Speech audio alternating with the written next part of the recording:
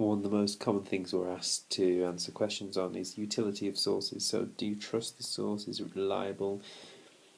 Is it useful?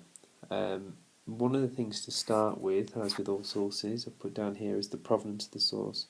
Have a look at where it's from and think about what that person might be wanting to achieve, and do they know what is actually going on?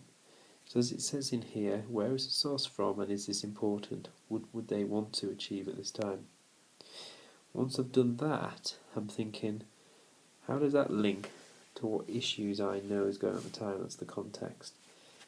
So this happens very quickly, but before I've even read the source fully, I've thought about where it's from and what I know is going on at the time, and I'm starting to think already what my issues be in here. What I then do is I read the source. That's the content. And as I'm reading it, I'm thinking about the tone and the language that is being used.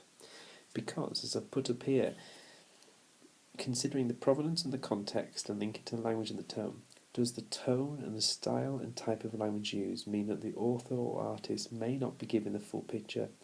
Does a photo always, for example, contain a full, truthful picture? So looking at tone, if somebody is massively positive about something, and it might be something that they've set up, I'll be suggesting that their tone is limiting how much we can trust this source. Okay, once I've looked at where it's from, what the context is, what it actually includes, one of the things that helps me to measure how trustworthy or how useful a source is what a source actually leaves out.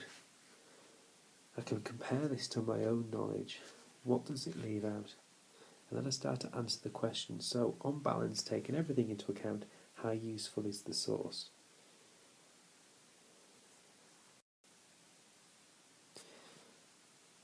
So, what I've got here is an example for you. So I've got a source here. So I'm going right to the bottom.